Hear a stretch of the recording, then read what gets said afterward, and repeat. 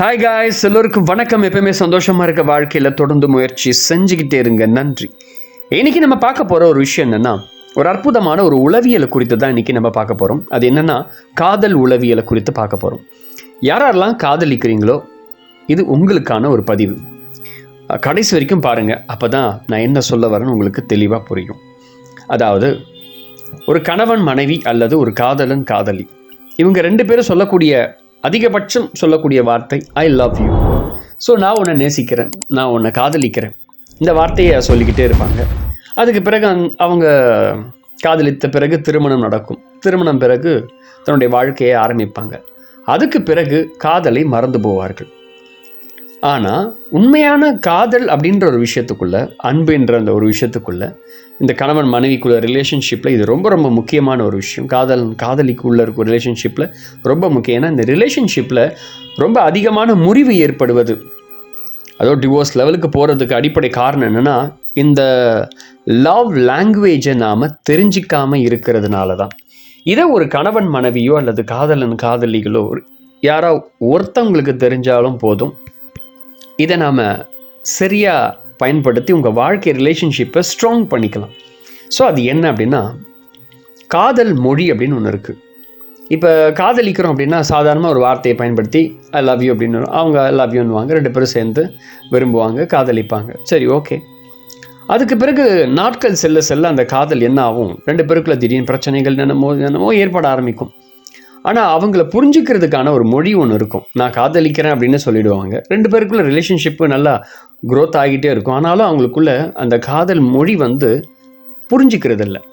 இவங்களுடைய காதல் இவங்க புரிஞ்சுக்கிறது இல்லை, அவங்களுடைய காதலை இவங்க புரிஞ்சுக்கிறது இல்லை. ஆனால் ஒரு வார்த்தை, நான் ஒன்று அதிகமாக நேசிக்கிறேனே, நான் ஒன்று அவ்வளோ அதிகமாக காதலிக்கிறேனே அப்படின்னு அடிக்கடி சொல்லுவோம். ஆனால் ஒரு உளவியல் இந்த இடத்துல மறைக்கப்பட்டிருக்கு. அது என்ன அப்படின்னா, இந்த காதல் மொத்தம் 6 வகையாக அந்த மொழி பிரிக்கப்பட்டிருக்கு.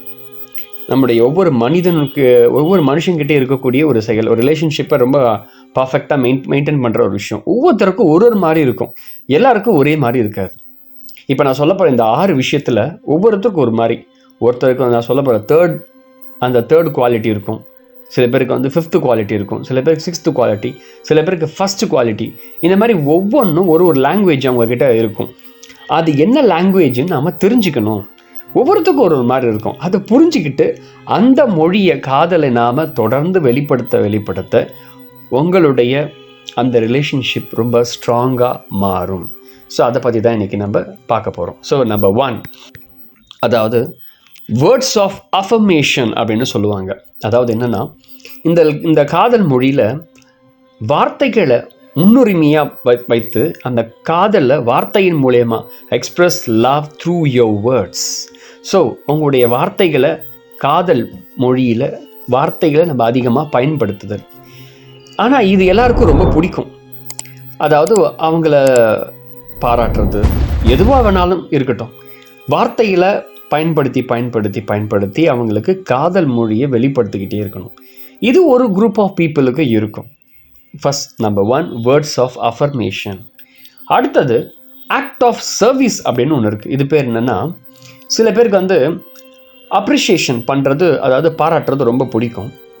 ஆனால் அதை நம்ம செயலில் காமிக்கணும், வார்த்தையில் காமிக்காமல் செயலில் காமிக்கணும்.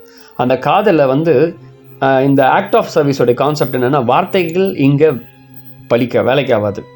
இங்கே செயல் அப்படின்ற, காதல் அப்படின்ற ஒரு விஷயத்தில் செயல் அதிகமாக இருக்கணும். எப்படி உதாரணம் சொல்கிறேன், அவங்களுக்காக ஏதாவது ஒன்று நீங்கள் செய்கிற ஒரு விஷயம், அது அவங்களுக்காக ஆக்ஷனில் இருக்கணும். இப்போ உதாரணம் சொல்கிறேன், ரொம்ப அதிகமாக தாகம் டக்குன்னு அவங்களுக்கு தோணுது, குடிக்க போகிறீங்க. சடனாக உங்கள் பார்ட்னர் தண்ணி கேட்குறாங்க.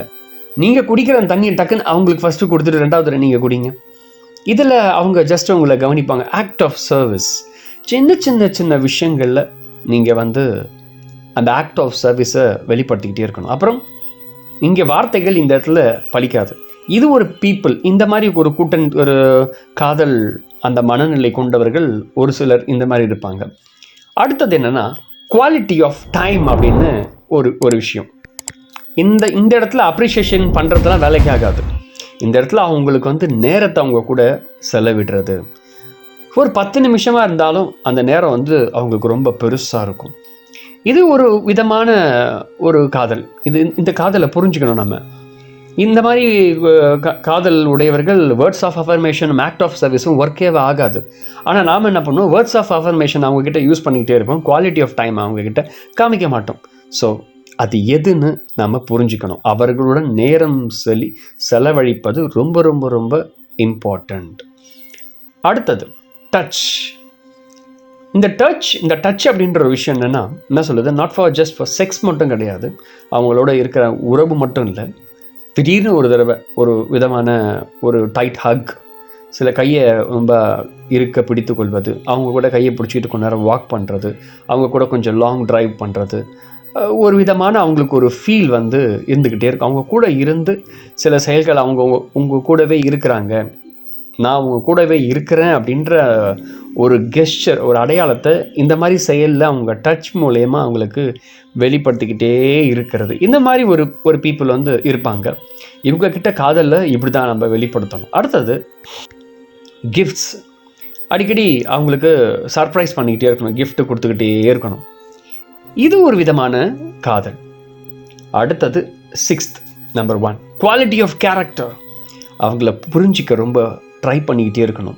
அதாவது ஒரு கணவன் மனைவி உறவே என்னென்னா இந்த குவாலிட்டி ஆஃப் கேரக்டர்ஸ்குள்ளே தான் இருக்குது. எல்லாரும் என்ன பண்ணுறாங்களா, தன்னுடைய மனைவியும் அல்லது கணவனையும் காதலும் முழுசாக புரிஞ்சுக்கிட்டேன் அப்படின்னு நினைக்கிறாங்க. ஆனால் அது ரொம்ப ரொம்ப தவறு. அப்படி புரிஞ்சுக்கிறதுக்கு தான் இந்த வாழ்க்கை அப்படின்னு ஒன்று கொடுக்கப்பட்டிருக்கு. அது ஒரே நாளில் முடிஞ்சிடாது. இப்போ உதாரணம், இப்போ நம்ம இந்த வாழ்க்கைக்கு வந்திருக்கோம், இப்போ நம்ம சாப்பிட்றோம் தினமும். இந்த வாழ்நாள் முழுக்க ஒரே தடவை மட்டும் சாப்பிட்டுட்டு வாழ்நாள் முழுக்க சாப்பிடாமல் இருக்கலாம்னா முடியுமா? முடியாது. அதே மாதிரி தான் இந்த குவாலிட்டி ஆஃப் கேரக்டர்ஸ். ஒருத்தவங்க கிட்ட காதல் வந்த உடனே அவங்களுக்காக அவங்கள மாற்றிக்கிறது மிகப்பெரிய தவறு. அப்படி செய்யவே கூடாது. நீ எனக்காக மாறணும் அப்படின்னு சொல்கிறது குவாலிட்டி ஆஃப் கேரக்டர். ரொம்ப அந்த மாதிரி பண்ண ஆரம்பிச்சிட்டோம் அப்படின்னா காதல் வந்து கொஞ்சம் பலவீனமாக மாற ஆரம்பிச்சிடும். ஸோ யாருக்காகவும் யாரும் மாற வேண்டிய அவசியம். அந்த குவாலிட்டி ஆஃப் கேரக்டரை புரிஞ்சுக்கிட்டு அவங்களுக்கு ஏற்ற மாதிரி அந்த கேரக்டரோட நாம் இணைந்து புரிதல் மட்டும் அங்கே பர்ஃபெக்டாக இருந்துச்சு அப்படின்னா அந்த லைஃப் வந்து ரொம்ப அற்புதமாக போய்கிட்டே இருக்கும்.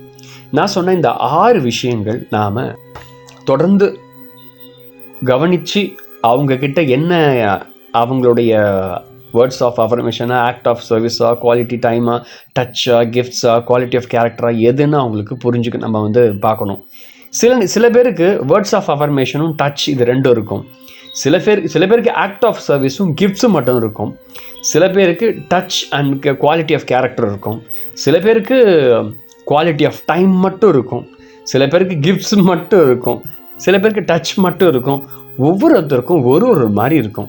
அதை நம்ம புரிஞ்சுக்கிறது கொஞ்சம் கஷ்டம்னு சொல்ல முடியாது, ஈஸி தான். அதுக்கு நம்ம அவங்க கூட கொஞ்சம் ட்ராவல் பண்ணோம் அப்படின்னா அதை புரிஞ்சுக்கிட்டு வாழ்நாள் முழுக்க அதை நம்ம தொடர்ந்துக்கிட்டே இருக்கணும். இது என்ன அப்படின்னா காதல் மொழி. காதல் வந்து இப்படி தான் ஒரு விதமான மொழியில் அது வந்து ஒவ்வொருத்தருக்குள்ளும் பயணம் பண்ணிக்கிட்டே இருக்குது. ஆனால் இது ஒவ்வொருத்தருக்கும் மனநிலைக்கு ஏற்ற மாதிரி மாறி இருக்குது. இதுதான் அந்த 6 தாண்டி எதாவது இருக்கான்னு கேட்டிங்கன்னா தெரியல. 6 தாண்டி இருக்கிறதுக்கு வாய்ப்பு இல்லை. இதுக்குள்ளவே எல்லாமே அடக்கப்பட்டுடுச்சு. அவங்களுடைய வாழ்க்கையும் எல்லாமே இது உள்ள அடக்கப்பட்டுருச்சு. உதாரணம், அவங்க வாழ்நாள் முழுக்க இந்த ஒரு அன்பு வந்து ரொம்ப அதிகமாக இருக்கணும். Quality of characters. ஸோ இதுக்குள்ளே அவங்க இருக்கும்போது அவங்களுடைய குணாதிசயம், அவங்களுடைய புரிதல் இது எல்லாமே இருக்கும்போது அவங்க எல்லாம் பர்ஃபெக்டான ஒரு லைஃப்பை வந்து வாழ்ந்துக்கிட்டு இருப்பாங்க. எல்லாமே இது கூட கனெக்ட் ஆகிடும். கூட எல்லாமே இதோட கனெக்ஷனில் இருந்துக்கிட்டே இருக்கும். Touch, quality of time, act of service இது எல்லாமே ரொம்ப பர்ஃபெக்டாக ஒவ்வொருத்தருக்குள்ளேயும் ஒவ்வொரு விதமாக மாறி இந்த லவ் லாங்குவேஜ் இருந்துகிட்டே இருக்கும். ஸோ உங்கள் அன்பை, உங்கள் காதலை நீங்கள் விரிவுபடுத்தணும், ஸ்ப்ரெட் பண்ணிக்கிட்டே இருக்கணும். அப்படின்னா உங்களுடைய பார்ட்னர் இந்த 6 விஷயத்தில் எதில் இருக்கிறாங்க அப்படின்னு நீங்கள் கண்டுபிடிக்கிறது ரொம்ப ரொம்ப முக்கியம். இந்த 6 விஷயத்தில் ஏதாவது ஒன்று நீங்கள் கண்டுபிடிச்சிட்டிங்கன்னா எது அதை கண்டுபிடிச்சிட்டு தொடர்ந்து அதை நம்ம செய்ய அவங்களோட உறவு, உங்களுக்கும் அவங்களுக்கும் உள்ள உறவு மேம்படும், அதிகமாகும். அவங்க மேலே ஒரு புரிதல் ஏற்படும். இந்த பதிவு எதுக்கு அப்படின்னா, முக்கியமாக எல்லாரும் காதலிக்கிறாங்க. ஆனால் அந்த காதல் பர்ஃபெக்டாக இருக்கா அப்படின்னு கேட்டோன்னா அங்கே ஒரு குறைவாக இருக்கும். ஏன்னா எப்பவுமே நாம் அந்த ஒரு விஷயத்தை நாமே செஞ்சிட்ருக்கோம். ஆனால் இதுதான் அதுன்னு சொல்லி நாமளே முடிவு பண்ணிக்கிறோம். அது மிக தவறு. இப்படி தான் இருப்பாங்க அப்படின்னு சொல்லி நாமே முடிவு பண்ணிக்கிறோம். கிடையாது. இந்த 6 விஷயமும் உளவியல் ஒவ்வொருடைய பெண்களுக்கும் ஆண்களுக்கும் இருக்கக்கூடிய உளவியல் காதலில் இருக்கக்கூடிய வெளிப்படக்கூடிய ஒரு உணர்வு நிலை. இது ஒவ்வொருத்தருக்கும் ஒரு ஒரு மாதிரி இருக்கும். அதை புரிஞ்சுக்கிட்டு நாம் அந்த காதலை வெளிப்படுத்தும் போது காதல் வலிமையானதாக மாறும். இது ஒவ்வொருத்தருக்கும் ரிலேஷன்ஷிப்பில் வாழ்கிறவங்களுக்கு இது ரொம்ப ரொம்ப முக்கியம். இந்த பதிவு மறக்காமல் தினமும் அவங்க என்ன விதமாக கிஃப்ட்ஸ், அட்டாச், quality time, act of service, words of affirmation, quality of கேரக்டர்ஸில் எதில் இருக்காங்கன்னு சொல்லி கண்டுபிடிச்சி அதை நாம் தொடர்ந்து அதோடு இணைங்க வாழ்க்கை ரொம்ப அற்புதமாக இருக்கும். அடுத்த பதிவு வேறொரு விதமாக ஒரு ரிலேஷன்ஷிப் எப்படி அண்டர்ஸ்டாண்ட் பண்ணிக்கிறதுன்ற பதிவை நம்ம பார்க்கலாம். Thank you very much. அடுத்த பதிவு வித்தியாசமாக சந்திப்போம். ஸோ ஃபஸ்ட் டைம் வீடியோ பார்க்குறீங்கன்னா மறக்காமல் யாரெல்லாம் காதலிக்கிறாங்களோ, ரிலேஷன்ஷிப்பில் இருக்காங்களோ, அவங்க எல்லாருக்கும் கணவன் மனைவி யாராக இருந்தாலும் சரி, மறக்காமல் இந்த வீடியோவை ஸ்ப்ரெட் பண்ணுங்கள். உங்கள் காதல் வளர்ந்து கொண்டே இருக்கட்டும். நன்றி.